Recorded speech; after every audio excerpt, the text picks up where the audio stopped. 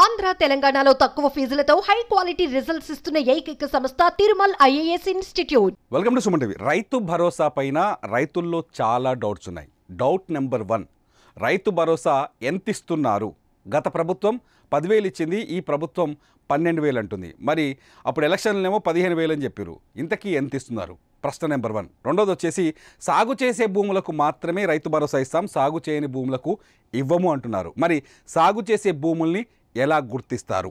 ప్రశ్న నెంబర్ 2. ఇక ప్రశ్న నెంబర్ 3కి వస్తే సాగు చేసే భూముల్లో రకరకాలుగా ఉంటాయి. కొందరేమో ఈ పంట వేస్తారు, వచ్చే పంట వేయలేరు. ఎందుకంటే కొన్ని చోట్ల నీళ్ళు అందుతాయి, కొన్నిసార్లు అందాయి. సాగుకు యోగ్యమైన భూమి కూడా ఉంటుంది, కానీ ఆ భూమిలో పంట వేస్తారు, ఒకసారి వేయరు.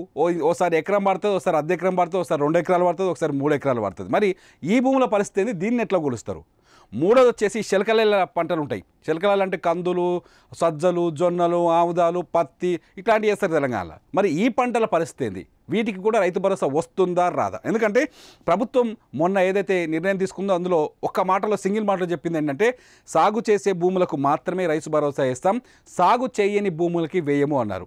ఈ కేటగిరీని ఎలా చేస్తారు? ఇటువంటి ప్రశ్నలు రైతుల్లో చాలా ఉన్నాయి. వాళ్ళందరికీ కొంత నాకు తెలిసినంత వరకు క్లారిటీ ఇచ్చే ప్రయత్నం చేస్తాను. ప్రభుత్వం నుంచి వచ్చిన లేటెస్ట్ సమాచారం ప్రకారం చాలా స్పష్టంగా ప్రభుత్వం ఈ నెల 20వ తేదీ నుంచి 26వ తేదీ వరకు ఈ నెల 20వ తేదీ వరకు ప్రభుత్వం తెలంగాణలోని గ్రామ సభలు, ప్రతి గ్రామంలో గ్రామ సభ నిర్వహించాలనే నిర్ణయం తీసుకుంది. ఈ గ్రామ సభలు ఎందుకంటే సాగు చేసే భూముల లెక్క తేల్చడం కోసం. చాలా స్పష్టంగా ఈ గ్రామ సభలో ఏం చెప్తారు? సాగు చేస్తున్న భూముల లెక్కల్ని తేలుస్తారు. దీనికి అగ్రికల్చర్ అధికారులు మీ ఊర్లోకి వచ్చే అవకాశం ఉంది, చూసుకోండి. మీ భూములు ఎంత సాగు అవుతున్నాయో వివరణ ఇవ్వండి. అయితే సాగు చేసే భూముల్లో మరి గతంలో పంట వేసే, ఈసారి పంట లేకపోయి దాని కథ ఏంది అనే ప్రశ్న చాలామందికి ఉండొచ్చు. గుర్తుపెట్టుకోండి, సాగు చేసే భూములు ఎలా కొలుస్తారంటే, ఇప్పుడు నీకు ఒక 10 ఎకరాల భూమి ఉందనుకోండి. 10 ఎకరాల భూమిలో నీకు 10 ఎకరాలు ఉంటే 10 ఎకరాలలో నీకు 5 ఎకరాలే వాడుతుంది. 5 ఎకరాలు పంట వస్తుంది, మిగతా 10 ఎకరాలకు నీళ్ళు లేవు. ప్రతి ఏడాది నువ్వు మొత్తం నీకు 10 ఎకరాల భూమి ఉన్న రాళ్ళు, రప్పలు, గైరాన్లు, చిలకలు ఇవన్నీ పోగా కేవలం 5 ఎకరాలు పంట పండిస్తాం అనుకోండి. ఆ 5 ఎకరాల్లో ఈ పంటకి 2 ఎకరాలే వాడుతుంది. 2 ఎకరాలే వాడుతుంది అనుకోండి. అప్పుడు ఏం జరుగుతుంది? ప్రభుత్వం ఎలా భావిస్తుంది అంటే, నీ 10 ఎకరాల భూమిలో సాగు చేసే భూమి 5 ఎకరాలు అయితే 5 ఎకరాలకి రైతు భరోసా ఇస్తుంది. మిగతా 2 ఎకరాలు ఉంటుంది కదా, మిగతా 5 ఎకరాలు ఉంటుందిగా, అది సాగుకు యోగ్యంగా లేదు అనుకోండి. ఆ యోగ్యంగా లేని భూములకి రైతు భరోసా ఇవ్వాలి. అంటే గుట్టలు కావచ్చు, రాళ్ళు కావచ్చు, బోలు కావచ్చు, బండలు కావచ్చు, వైశాల్యంలో వీటిని భూమి కిందనే చూపిస్తాం మనం. కాబట్టి సాగుకు యోగ్యం లేని భూములకి రైతు భరోసా ఇవ్వదు. చాలా క్లియర్గా గుర్తుపెట్టుకోండి. 10 ఎకరాలలో 5 ఎకరాలు సాగుకు యోగ్యంగా ఉంటే ఆ భూమికి రైతు భరోసా ఇస్తారు. సాగుకు యోగ్యంగా లేకపోతే ఆ భూమికి రైతు భరోసా ఇవ్వరు. ఇక రెండో ప్రశ్నకు వస్తే, ఈ పంట 2 ఎకరాలు వాడింది, వచ్చే పంట 5 ఎకరాలు వాడుతుంది. అయినా పర్లేదు, నీకు సాగుకు యోగ్యమైన భూమి 5 ఎకరాలు ఉంది కాబట్టి ఎన్ని ఎకరాల్లో పంట వేసినా మిగతా దాంట్లో పంట వేయకపోయినా ఆ భూమికి పూర్తి స్థాయిలో రైతు భరోసా అందిస్తారు. రైతు భరోసా ఖచ్చితంగా అందిస్తారు. ఇక రైతు భరోసా అందించని భూములు కొన్ని ఉన్నాయి. రైతు భరోసా దీంట్లో టెన్షనే లేదు. ఇక పోతే గుర్తుపెట్టుకోండి, గైరాన్లు, రాళ్ళు, బోళ్ళు, మన ఊళ్ళలో నాలాల్ని కన్వర్ట్ చేసుకున్నాక భూమికి నాలా కన్వర్షన్ చేస్తాగా, నాలా కన్వర్షన్ అయిన భూములు, రోడ్లు సర్వే నెంబర్లో ఉండి రోడ్లు ఉన్న భూములు, ఇటువంటి భూములకి రైతు భరోసా వెయ్యరు. గత ప్రభుత్వం పట్టాదారు పాస్ పుస్తకంలో ఎంత భూమి ఉంటే అంత భూమికి రైతు భరోసా వేసింది. కానీ ఈ ప్రభుత్వం కేవలం సాగుకు యోగ్యమైన భూమి, ఇది చాలా క్లియర్గా గుర్తుపెట్టుకొని మీ ఊళ్ళోకి వచ్చే అగ్రికల్చర్ ఆఫీసర్లు చాలా బాగా క్లియర్గా మీరు సాగు చేస్తున్న భూముల లెక్కలు తీస్తారు. ఆ లెక్కల ప్రకారమే మీకు రైతు బంధు అందుతుంది. సాగుకు యోగ్యత లేని భూమిలో వెయ్యరు.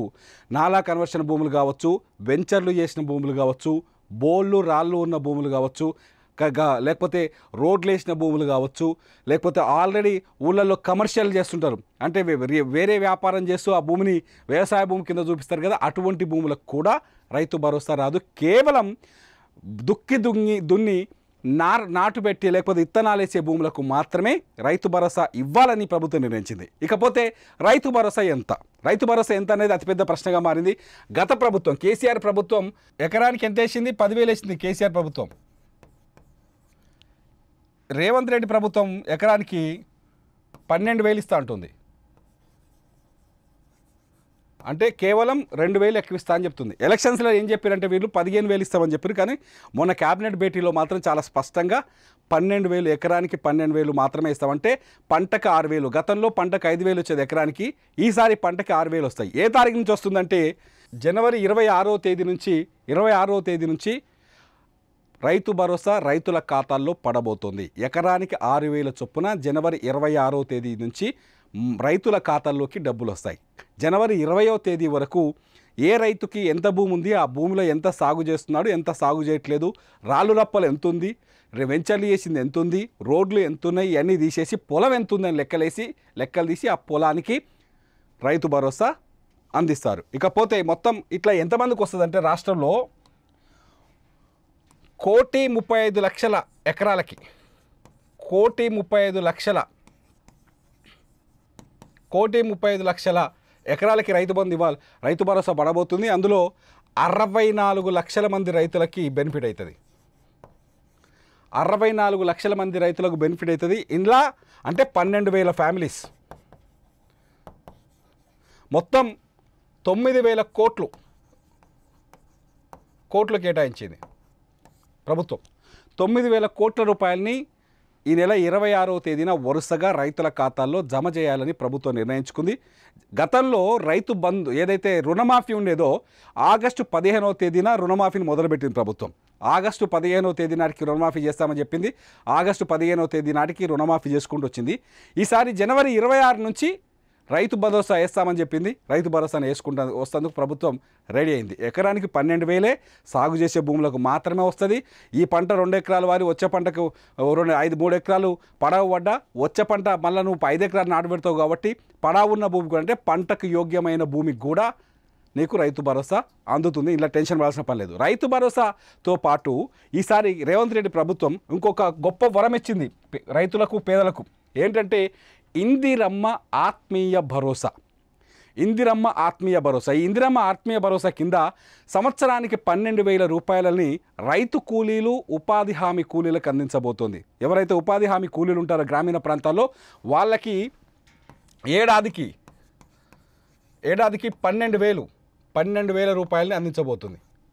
గతంలో రేవంత్ రెడ్డి ప్రచారం చేసేటప్పుడు కొన్ని ఊళ్ళల్లో కూలీలు వాళ్ళకి భూములు లేవు, తినడానికి కూలీ దొరుకుతా కానీ ఫుడ్ లేదు, ఇట్లాంటి అనేక ఆవేదపూరితమైన కథనాలు ఆయన కళ్ళకు కనిపించడంతో అప్పుడే రేవంత్ రెడ్డి హామీ ఇచ్చారు. రైతు కూలీలు కానీ ఉపాధి హామీ కూలీలు ఎవరైతే ఉన్నారో వాళ్ళకి ఎకరానికి సంవత్సరానికి 12,000 ఇవ్వబోతున్నారు. అంటే వాళ్ళకు కూడా రైతు భరోసాకి ఈక్వల్గానే డబ్బులు రాబోతున్నాయి. మనకి ఎకరం భూమికి ఎంత వస్తాయో ఒక్కో రైతు కూలికి 12,000 రూపాయల ఇందిరమ్మ ఆత్మీయ భరోసా అందుతుంది రైతు కూలీలకి.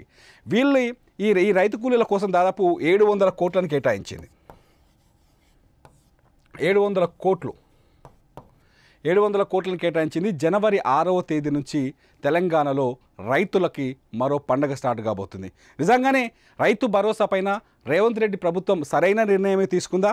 రైతు భరోసా సాగు భూములకు ఇవ్వడమే కరెక్టా? కట్ ఆఫ్ లాంటివి ఏమీ లేకుండా సాగు చేసే ప్రతి ఎకరాకి రైతు భరోసా ఇవ్వడం న్యాయమైన పద్ధతేనా?